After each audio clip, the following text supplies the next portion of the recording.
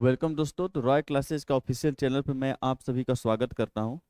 और जैसे कि हम व्यक्तित्व के बारे में पढ़ रहे थे और व्यक्तित्व के मापन के बारे में हम पढ़ रहे थे, और जिसमें से हमने आत्मनिष्ठ वस्तुनिष्ठ के प्रकार हमने पढ़ लिए थे। तो एक बार देखिए, जैसे कि हम लोग व्यक्तित्व के मापन को पढ़ रहे थे,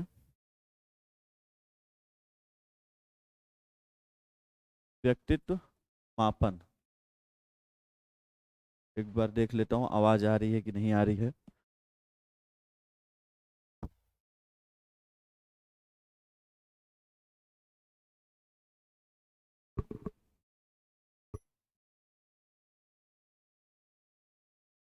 आवाज फर्स्ट क्लास है।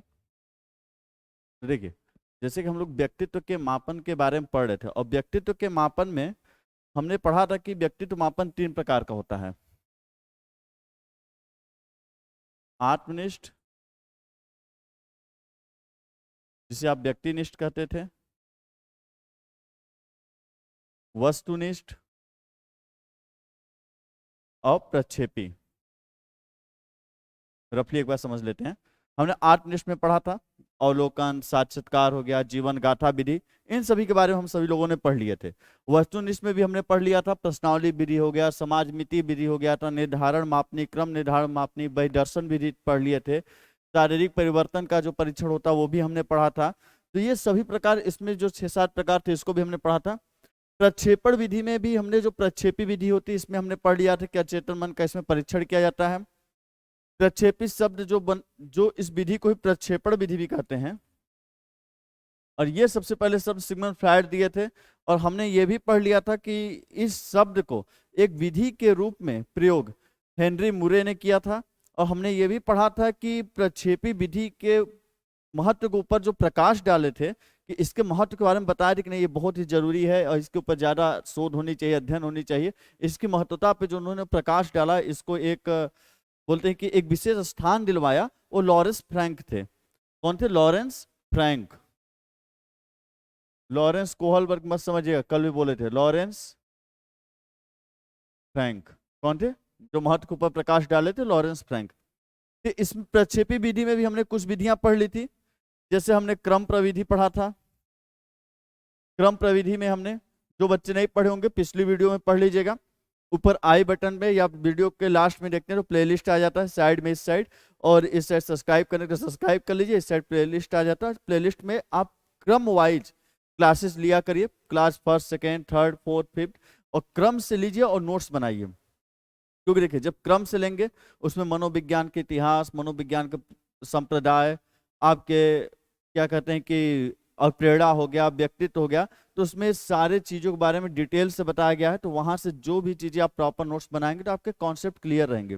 तब जाके आपके 30 में 28, 30 में 29, और यहाँ तक कहूँ कि 30 में 30 नंबर सही होंगे। नहीं तो ऐसे आप 30 में 15, 30 में 20, इसी में आप भटकते रह जाएंगे। 30 में 21, मेरी आप चाहते कि नहीं 30 में 30 आए, नंबर ज्यादा उठे। क्योंकि ये भी सुनने में आ रहा है कि 1/4 भी नंबर जुड़ने वाले हैं, कि 1/4 नंबर भी जुड़ेगा। तो इस बात से घबराने की जरूरत नहीं कि घबराते रहे कि नहीं 1/4 जुड़ जाएगा, 1/4 जुड़ जाएगा।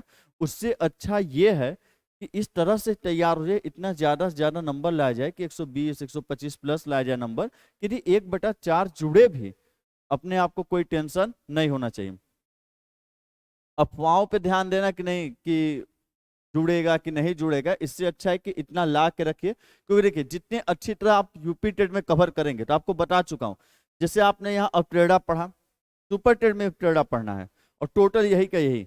आपने व्यक्तित्व पढ़ा, सुपर टेट में व्यक्तित्व से आता है क्वेश्चन। जैसे आपको बताए थे कैटल की जो 16 फैक्टर था, 16 व्यक्तित्व के कारक, व्यक्तित्व के प्रकार में आपने जो पढ़ा था, पूछेगा। मनोविज्ञान के संप्रदाय, मनोविज्ञान के संप्रदाय से यहाँ भी क्वेश्चन आते हैं, सुपर टेट में भी आएगा।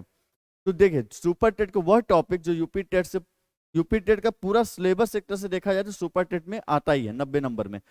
तो यदि आप यूपी टेट के पूरे सिलेबस को अच्छे से मुट्ठी में कवर कर लिए, मेहनत कर लिए एक बार, तो विश्वास मानिए कि फिर सुपर टेट के लिए उन सिलेबस से आप निश्चिंत हो जाएंगे। फिर बाकी की चीजों पर आप ध्यान देंगे, बाकी जो 60 नंबर बचे वहां ध्यान देंगे। नहीं तो ऐसे यदि आप रफली पढ़ेंगे, नहीं चलो बस 90 नंबर लाना है, 95 नंबर लाना, बस इतने में ही गुजारा हो जाएगा, तो 90-95 में जानते हैं क्या होगा? आप हवा हवाई पढ़े रहेंगे और पेपर देके सब क्या हो जाने वाला है, हवा हवाई। और जब हवा हवाई हो जाता है ना, तो पास होने के बाद जब सुपर टेस्ट सामने दिखाई देगा तो वहां दिखेगा 17 विषय है, 150 नंबर पूरा करना है। और जब आप अच्छे से पढ़े रहते हैं, जो बच्चे, तो उनको मालूम होता है कि नहीं 90 नंबर मेरा पूरा है और हमको पढ़ना कितना एक्स्ट्रा, 60 नंबर। 90 में आपका सभी विषय पढ़ने के बाद आपका 90 नंबर कंप्लीट हो जाता है। पढ़ना कितना है, 60 विषय। तो यदि आप सीडीपी पढ़ रहे हैं, मैं यही कहूंगा कि प्लेलिस्ट में जाइए, पहले लेक्चर से शुरू कीजिए, लास्ट तक सभी के नोट्स बनाइए, अच्छे तरीके से पढ़िए, प्रैक्टिस सेट वगैरह सब करवाऊंगा। और जब सीडीपी पढ़ रहे हैं तो अच्छे से पढ़िए, ताकि 30 नंबर यूपी टेट में और 30 नंबर सुपर टेट में कहीं ना जाए आपके हाथ से। बिल्कुल पकड़ के रखिए, भरोसा रखिए। जब आप अच्छे से पढ़ते हैं, कॉन्सेप्ट क्लियर रहता है, तो आपके अंदर आत्मविश्वास जगता है, आपको भरोसा रहता है कि अब इसमें तो हमको कोई चूक हो ही नहीं सकता, ये नंबर मेरे हाथ में है। तब आपको दिखने लगता है पहले कि नहीं पेपर अब मेरा निकल जाएगा, पास हो जाएंगे। जो बोलते हैं ना कि एक भरोसा हो जाता है कि नहीं पेपर निकल जाएगा, वो ऐसे ही नहीं आता है हवा हवाई में, वो अंदर से आने लगती है आवाज, जब आप चीजों को अच्छी तरीके से पढ़ते हैं। तो देखिएगा, जब भी पढ़िए तो चीजों को अच्छे से पढ़िए, हवा हवाई पढ़ने से काम नहीं चलेगा। सिर्फ यूपी टेट पास करके नहीं रहना है, सुपर टेट में नौकरी भी लेना है और वैकेंसी आएगी। बाकी आप मत सोचिएगा आ रही है कि नहीं आ रही। हमने क्रम प्रविधि पढ़ा था, जिसे चयन परीक्षण भी कहते हैं। हमने साहचर्य विधि पढ़ा था। साहचर्य विधि में दो विधियां हमने बताए थे, एक थे मुक्त और एक थे कौन सा, शाब्दिक या शब्द साहचर्य। शब्द साहचर्य सिग्मंड फ्रायड दिए थे, और जो मुक्त साहचर्य होता है, मुक्त साहचर्य आपको उनके जो शिष्य थे युंग ने दिया था। इसको आपने पढ़ा था। एक पूर्ति विधि होती है, पूर्ति में आपकी आ जाती है रचना पूर्ति हो जाती है, या वाक्य कहानी पूर्ति हो जाती है, इसके बारे में आपने पढ़ा था। अभिव्यक्ति प्रविधि पढ़ा था, विधि ने सॉरी क्या बोलते हैं इसमें, प्रविधि। अभिव्यक्त प्रविधि पढ़ा था। इन सभी में जो प्रक्षेपी प्रविधियां होती हैं, तो अभिव्यक्त प्रविधि पढ़ा था। इस तरह से हमने सभी के बारे में पढ़ा था, और मैंने बताया था जो मुख्य मुख्य हैं आईबीटी, टीएटी, सीएटी, उसको हम इस वाले क्लास में पूरा करेंगे। तो अब क्लास को आगे बढ़ाते हैं। ये तो था कि अब तक हमने क्या पढ़ा, तो अब आगे चले। यदि इसी भागदौड़ में आगे चलें, किसमें, प्रक्षेपी विधि में ही यदि और आगे बढ़े, तो उसमें विधि आती है आपकी, जो विधियां हमें पढ़ना है अभी, आपको भी पढ़ना है, आईबीटी, टीएटी, सीएटी, एसएटी, रोजेनविंग का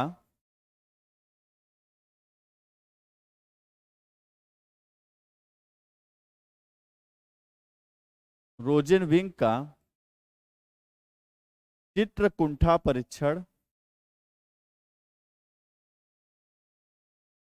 रोजेनविंग का चित्रकुंठा परीक्षण। अभी आपको इन सभी विधियों के बारे में पढ़ना है, जिसमें आपका आईबीटी है, टीएटी है, सीएटी है, एसएटी है। रोजेनविंग का चित्रकुंठा परीक्षण के बारे में पढ़ना है अभी आपको। और मैंने लगता है कि बाकी पढ़ाए थे आपको, तो इन सभी के बारे में आपको अभी पढ़ने हैं। तो यदि इसको शुरू करूं, तो देखिए शुरू करते हैं पहले किससे, आईबीटी से। पहला लिखिए आईबीटी।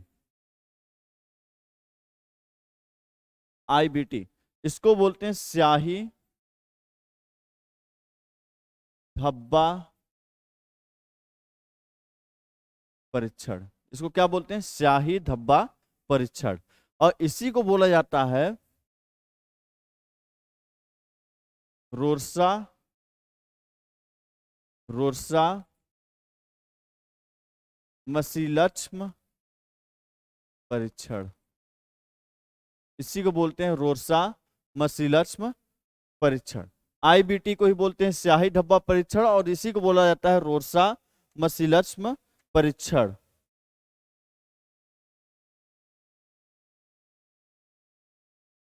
अब इसके बारे में पढ़ते हैं। तो देखिए दोनों एक ही नाम है कि रोरसा मसीलक्ष्म परीक्षण या स्याही धब्बा परीक्षण को क्या बोलते हैं, आईबीटी। जानने वाली बात आप जान गए होंगे। इसके जनक कौन है, जनक है हरमन रोरसा। इसमें कुल कार्ड कितने होते हैं, कुल कार्ड की संख्या होती है 10। और जो 10 कार्ड होते हैं, ये जो 10 कार्ड होते हैं, इसमें यदि देखा जाए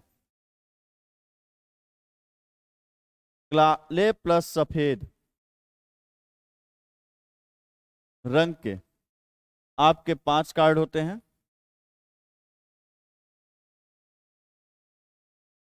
लाल रंग के आपके 2 कार्ड होते हैं, और पेस्टल या बहुरंगीय तो कितने हो गए? 5 6 7, कितने? 3 कार्ड होते हैं। काले सफेद रंग के 5 कार्ड होते हैं, लाल रंग के 2 कार्ड होते हैं, पेस्टल या बहुरंगी कितने कार्ड होते हैं? 3 कार्ड होते हैं।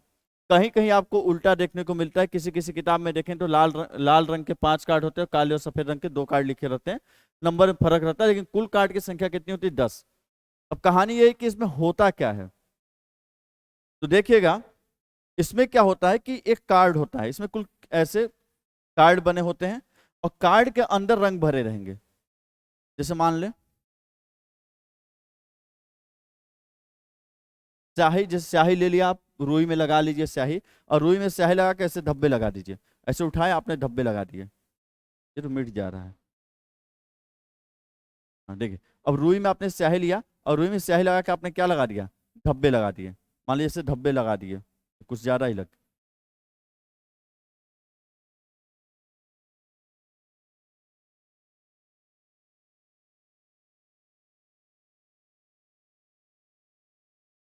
ऐसे स्याही लेके आप क्या करते हैं? धब्बे लगा देते हैं। अब देखिए ऐसे आपके सामने कुल 5 कार्ड रहेंगे, जिसमें कि काले और सफेद रंगों का प्रयोग किया रहेगा। और जब आपको व्यक्ति को इसको दिखाने को कहा जाएगा कि देखने के लिए, व्यक्ति को देख के पूछा जाएगा इसमें क्या दिख रहा है आपको, जबकि उसमें कोई प्रॉपर चित्र वगैरह नहीं रहता, बनाया गया रहता है। बस स्याही के जैसे रुई में आपने स्याही लगाया काले रंग का, और सफेद पेपर में धब्बे लगा दिए, और धब्बे लगा दिए और वो व्यक्ति को दिखा के पूछे आपको इसमें क्या दिखाई दे रहा है, तो उसमें कोई प्रॉपर चित्र नहीं होता। बल्कि जब व्यक्ति ध्यान लगाता है, तो आपने पढ़ा कि प्रक्षेपी विधि में अचेतन मन का परीक्षण किया जाता है। तो जब व्यक्ति ध्यान लगाता है, तो उस समय होता क्या है कि उसके अचेतन मन के अंदर जो दबी इच्छाएं होती है, जिसके बारे में बहुत सोचता है, वो चीजें उसमें दिखनी शुरू हो जाती है। जिस चीज से उसका व्यवहार प्रभावित होता है, वो चीजें इस कार्ड के अंदर दिखने क्या हो जाती हैं? शुरू हो जाती हैं। और जो चीजें उसको दिखती है वही बताता है कि मुझे इसमें ये चीज दिखाई दे रहा है। तो ऐसे ही कई कार्ड होते हैं, जैसे काले रंग के, काले सफेद रंग के 5 कार्ड रहेंगे आपके। कुछ कार्ड होंगे जो कि किस रंग में रहेंगे? लाल रंग में रहेंगे। और बहुरंगी वाले में क्या रहते हैं? कई रंगों का प्रयोग किया गया रहता है। तो इस तरीके के आपके 10 कार्ड होते हैं। इन 10 कार्डों को साइकेट्रिक दिखाता है और व्यक्ति से पूछता है कि आपको इसमें क्या दिखाई दे रहा है, या कोई जानवर, किसी पशु पक्षी मानव, किसी का भी चित्र दिखाई दे सकता है। जब दिखाई देता है तो फिर साइकेट्रिक जान जाता है कि नहीं, इसके अचेतन मन में कौन सी दबी इच्छाएं चल रही है, या किसके बारे में सोच रहा है। तो यहाँ से अचेतन मन का इस तरीके से क्या करते हैं? अप्रत्यक्ष परीक्षण। तो ये किसका था? शाही धब्बा परीक्षण, रोसा मसिलस परीक्षण, जिसके जनक है हरमन रोसा। और कुल कार्ड की संख्या कितनी होती है? 10। तो एक बार इसको लिख लीजिएगा, IBT।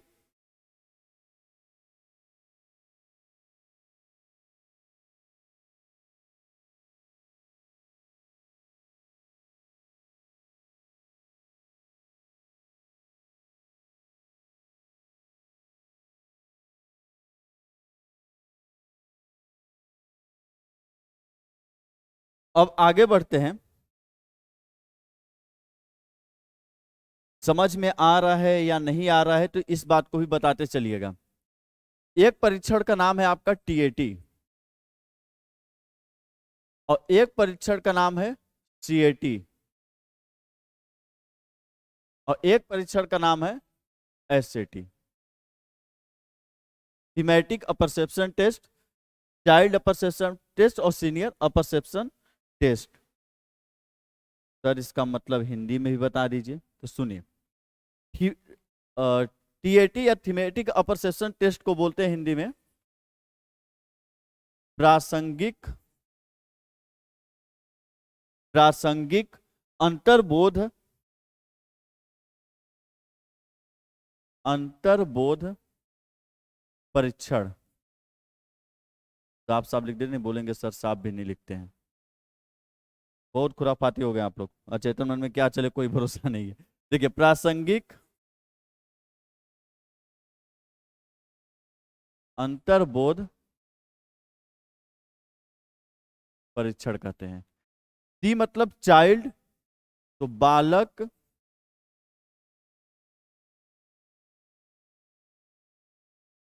अंतर्बोध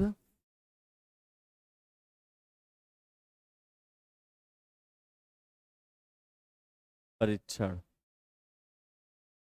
एस मतलब सीनियर, सीनियर मतलब वरिष्ठ, वरिष्ठ अंतर्बोध परीक्षण। इतने कठिन शब्द बनाता कौन है?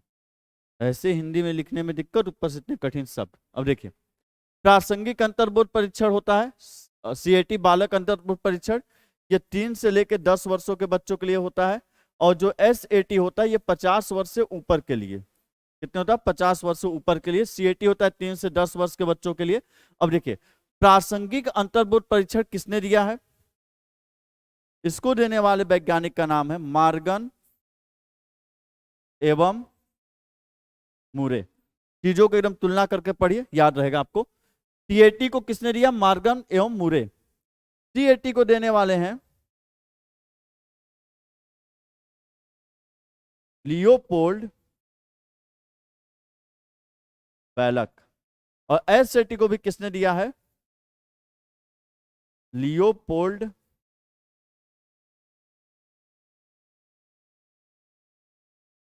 बैलक। तो टीएटी को किसने दिया? मॉर्गन मूरे। और सीएटी और एसएटी दोनों को किसने दिया है? लियोपोल्ड बैलक ने। टीएटी में देखिए, टीएटी में जो ये परीक्षण है ये किस सिद्धांत पे काम करता है? मूरे ने एक सिद्धांत दिया था, मूरे के आवश्यकता एवं दबाव के सिद्धांत पर।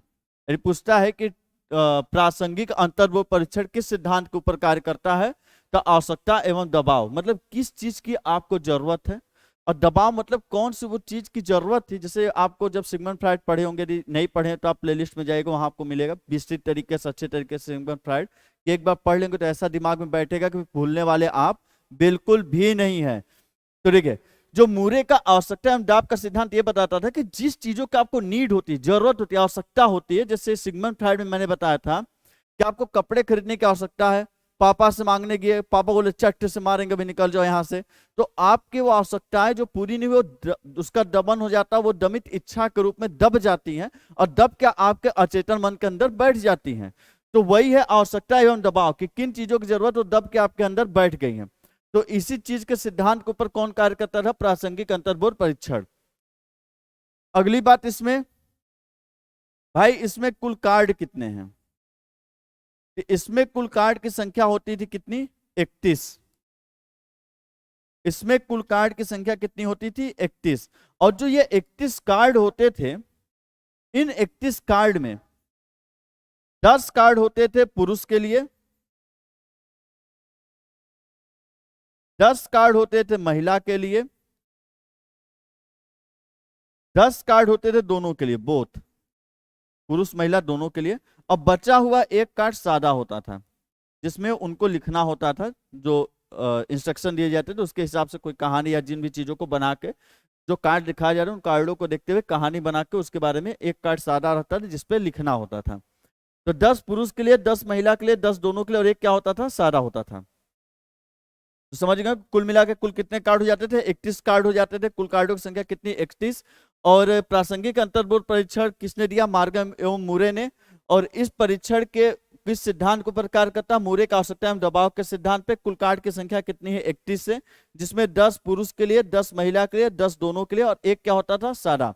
और कभी कभी पूछता है कि ये जो प्रासंगिक अंतर्बोध परीक्षण है, इसका भारतीय अनुकूलन किसने किया? बोले थे ना एक एक चीज डिटेल में।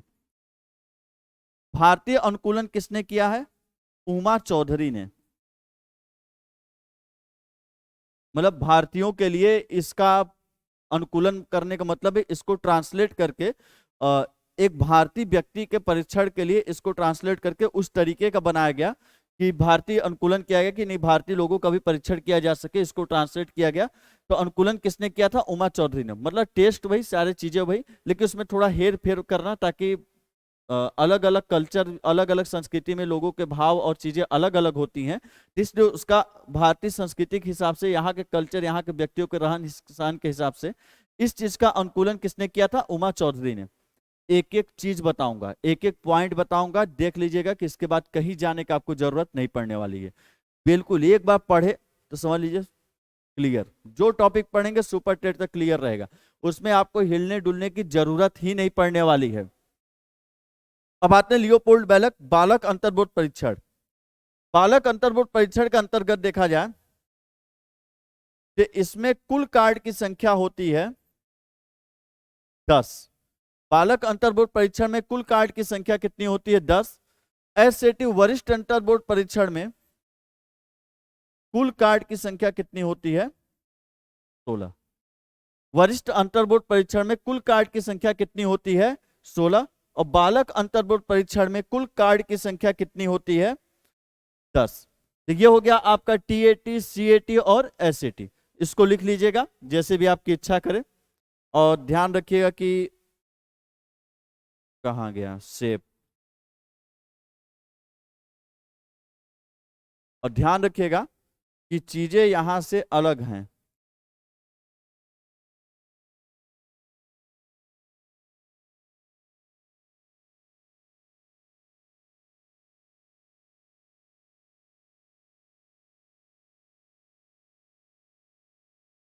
अलग अलग, इसको लिख लीजिएगा, स्क्रीनशॉट ले लीजिएगा। एक बार मैं साइड हो जाता हूं।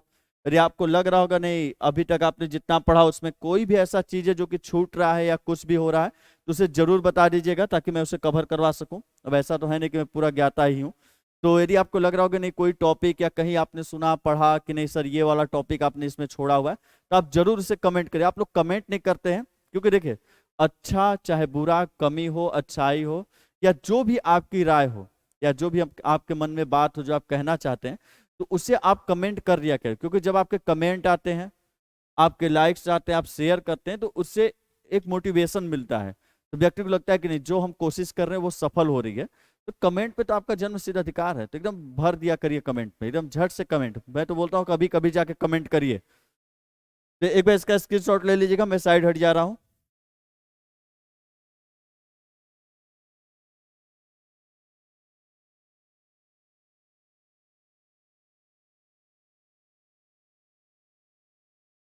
अगला सिद्धांत चलते हैं।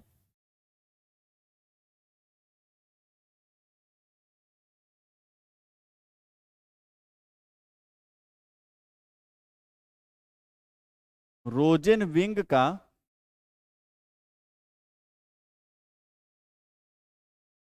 चित्रकुंठा परीक्षण, ये भी प्रक्षेपी विधि वाला ही है। रोजेनविंग का चित्रकुंठा परीक्षण। जनक तो आपको यहां से मालूम हो गए तुरंत कौन है इसके, रोजेन विंग। इसके जनक कौन है? Rosen wing. ये किस सिद्धांत को प्रकार करता है? क्या लिखा हुआ है? कुंठा। कुंठा एवं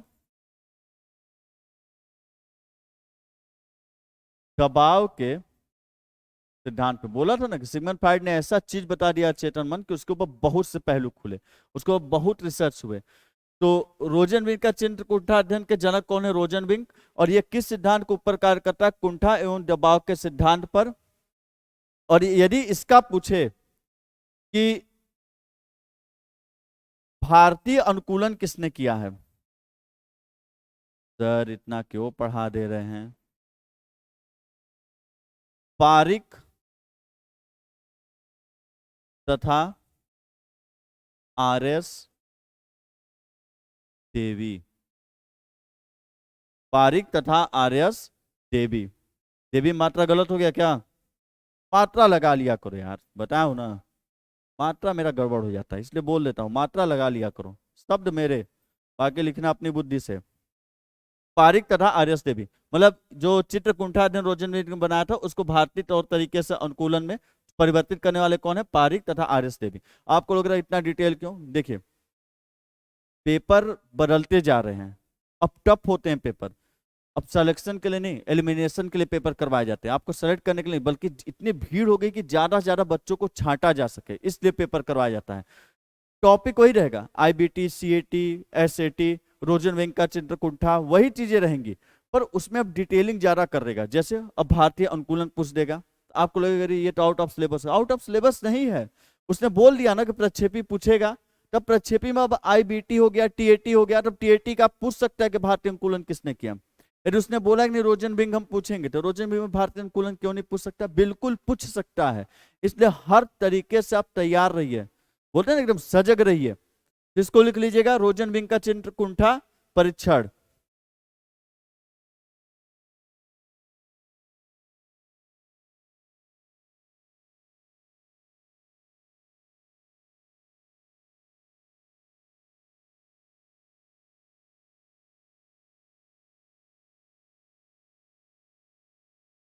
तो इसको आपने देख लिया होगा। तो ये आपकी थी प्रक्षेपी विधियां, जो इंपॉर्टेंट बचे हुए थे, मैंने कहा था कि आपको क्लियर करवाऊंगा। तो याद तो आपको हो ही जाएगा। अब देखिए कुंठा, कुंठा, अब इसमें क्या किया जाता है, ठीक है, जो कुंठा होती है, इसके पहले वाला जो सिद्धांत था, अब देखिएगा, यूज देखिए, यहाँ पे जो आवश्यकताएं होती हैं, आपको जो जरूरत होती है, वो अंदर आपके दब जाती है, दमित इच्छा के रूप में, तो उसके अनुसार ये परीक्षण कार्य करता था।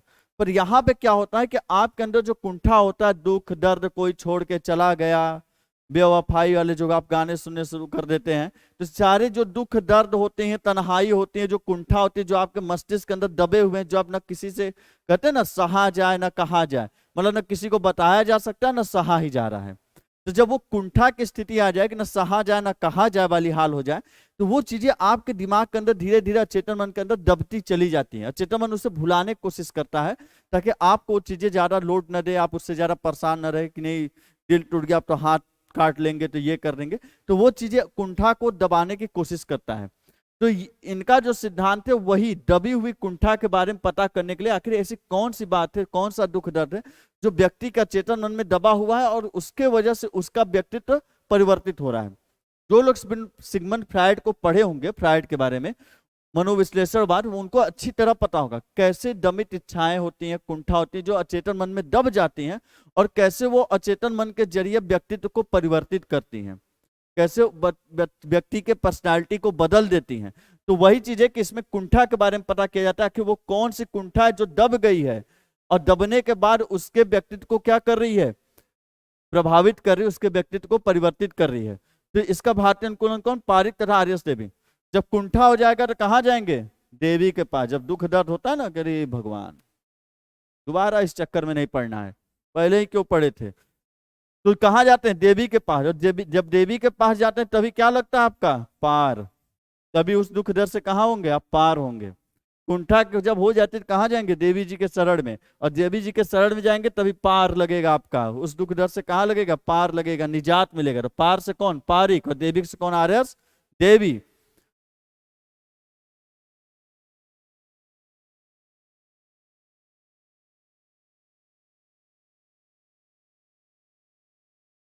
इसके आगे चलते हैं। तो देखिए, ये थे कुछ कुछ क्या, सभी प्रक्षेपी विधि आप पढ़ डाले हैं।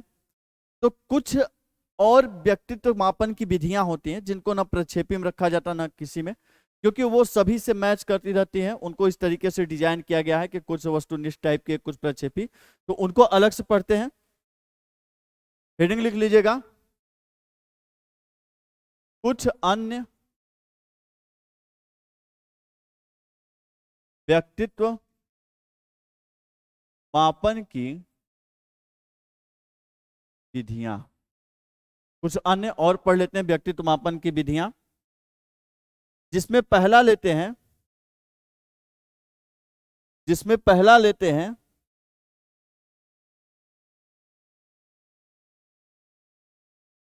मिनेसोटा, नाम देख के मत डर जाना, बहुपक्षीय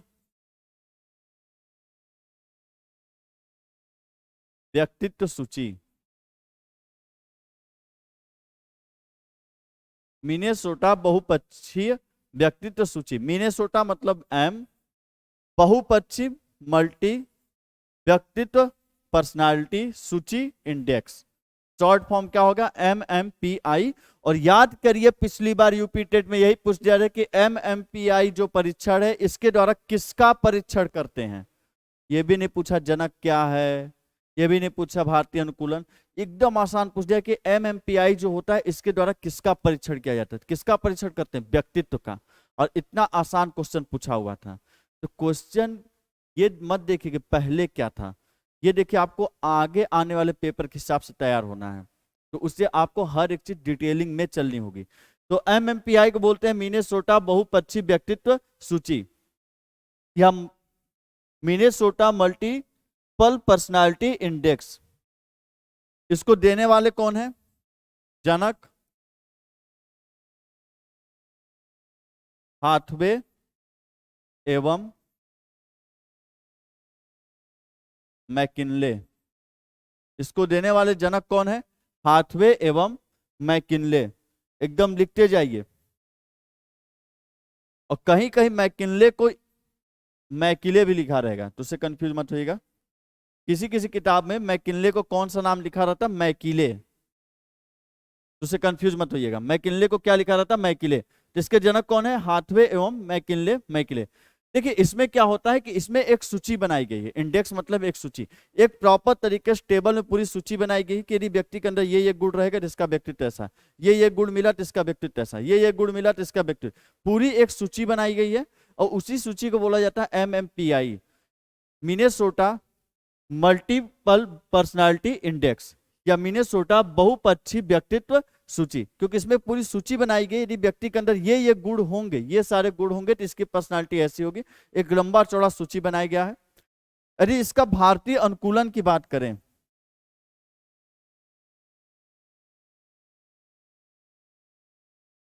भारतीय अनुकूलन, इसका भारतीय अनुकूलन एक बांग्ला में है, एक अंग्रेजी में है, एक किस में है, हिंदी। 3 भाषा में है, हिंदी। भारतीय अनुकूलन इसका 3 भाषा में है, हिंदी, अंग्रेजी और बांग्ला। बंगाल के कौन, गांगुली। इसका भारतीय अनुकूलन कौन किए हैं, गांगुली। इसका भारतीय अनुकूलन किसने किया है, गांगुली। अंग्रेजी जब बोलने को कहा जाता था मूर्ति के समान क्या हो जाते हैं, चुपचाप खड़े। इसका भारतीय अनुकूलन किसने किया, मूर्ति ने। जब अंग्रेजी बोलने को खड़ा कर दिया जाए तो समझ नहीं आता क्या बोले, हिंदी सोचते हैं ये बोलना है, तब तक हिंदी सोचते हैं, हिंदी सुन, जब उसको इंग्लिश में ट्रांसलेट करते, जब इंग्लिश में ट्रांसलेट करते पता चला हिंदी भूल जाते हैं कौन सा है। तो जब मूर्तिक तरह आप क्या हो जाते हैं, इंग्लिश बोलने में खड़े, और जब हिंदी बोलने कहा जाता है तो वहां आप क्या बन जाते हैं, पूरी तरह मालिक, कि नहीं बस सब तो हिंदी बोले, इस पर हम 50 लाइन ऐसे ही बोल देंगे, तो क्या हो जाता है, मालिक मतलब मलिक। अब पूरी तरह क्या आ जाते हैं, जोश में, मलिक एवं जोशी, मलिक एवं जोशी, पूरी तरह मालिक बन जाता है, पूरी तरह क्या आ जाते हैं, जोश में। यह था मिनेसोटा बहुपक्षी व्यक्तित्व सूची।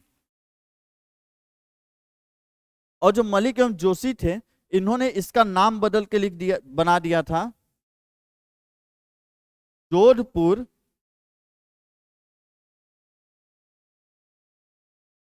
बहुपक्षी व्यक्तित्व सूची। मतलब जे से जोधपुर, M से मल्टीपल, P से पर्सनालिटी, I से इंडेक्स। इन्होंने इसका नाम भी बदल दिया, जोधपुर बहुपक्षी व्यक्तित्व सूची। जब बदलना है तो नाम भी बदल दो, अपना ही हो जाए। एक बार इसका स्क्रीनशॉट ले लीजिएगा अच्छे से।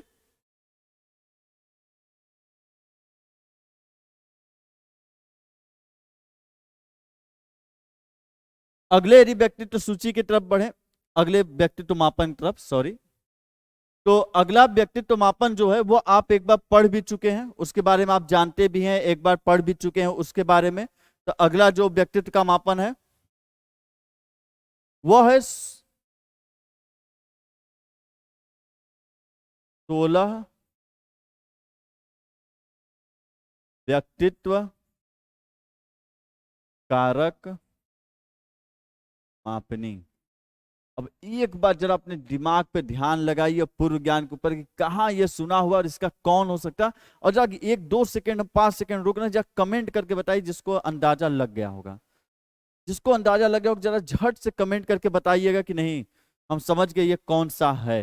जरा अंदाजा जिसको लगा होगा झट से इसके बारे में कमेंट करिए। तो 5 सेकंड रुक रहे हैं एकदम, टिक टिक 1 टिक टिक 2 वाले पे 5 सेकंड रुक रहे हैं।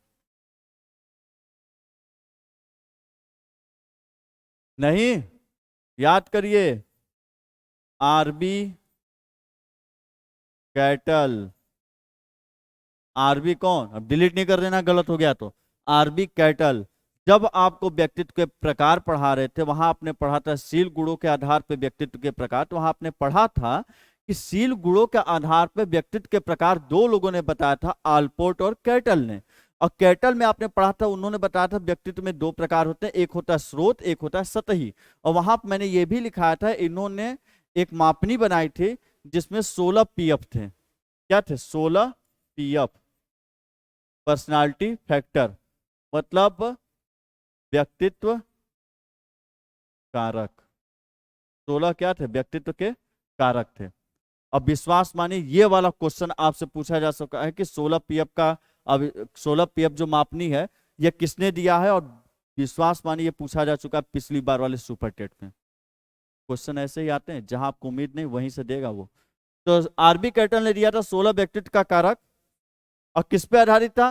तो व्यक्तित्व के प्रकार किस पे बताए थे? शील गुणों के आधार पे। तो ये किस पे आधारित होगा? शील गुणों पर आधारित था।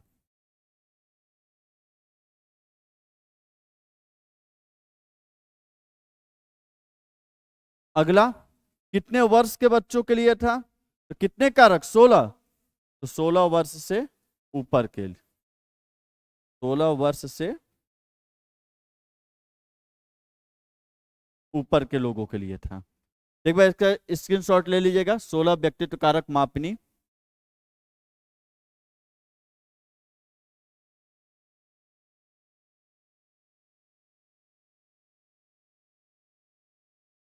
एक दो और लिख लीजिए मेरी तरफ से। आइजैक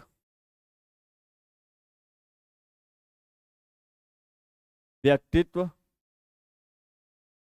प्रश्नावली, या प्रश्नावली या मापनी दोनों दे सकता है। इसको देने वाले कौन होंगे? आइजैक। अरे सर ये क्या बता दिए, ये तो ऐसे ही मालूम चला है कि आइजैक व्यक्तित्व प्रश्नावली किसने दिया होगा? आइजैक ने दिया होगा, तभी तो अपनी तरफ से लिखवा रहे हैं। एक और, दो बोले थे, एक और लिख लीजिए। क्यू शॉर्ट तकनीक किसने दिया? व्यक्तित्व मापनी का क्यू शॉर्ट तकनीक स्टी फेंसन। स्टीफेंसन ने दिया है क्यू शॉर्ट तकनीक व्यक्तित्व मापने का। इसे भी लिख लीजिएगा, हो सकता है पूछ सकता है आपसे। इतना मैंने आपको बता दिया व्यक्तित्व मापने या व्यक्तित्व मापन के अंतर्गत, कि कहीं से पूछ ले, इसके बाहर नहीं जाने वाला है सुपर टेट तक। विश्वास मान के देखिए कि कहीं से पूछ ले, कहीं बाहर नहीं जाएगा।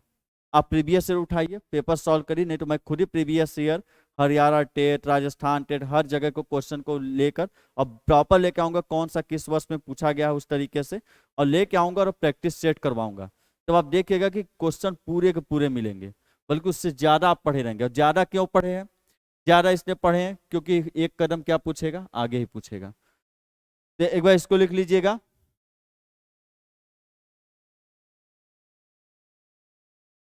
तो इस प्रकार से आपके व्यक्तित्व की मापनी या फिर व्यक्तित्व परीक्षण क्या होता है? कंप्लीट। तो इस तरीके से आपका व्यक्तित्व परीक्षण का टॉपिक क्या हुआ? कंप्लीट हुआ। व्यक्तित्व परीक्षण का टॉपिक कंप्लीट हुआ। और एक बार मुझे आज कमेंट करके एक चीज बता दीजिए,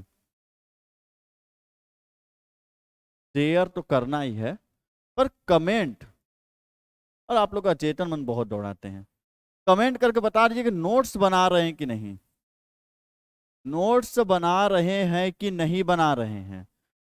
एक बार जब कमेंट करके बताइएगा। अब थोड़ी ना दौड़ा के मैं पीटूंगा, ऑफलाइन में रहते तब तो छड़ी किधर गई दिख नहीं रही है, नहीं तो फिर दौड़ाता भी।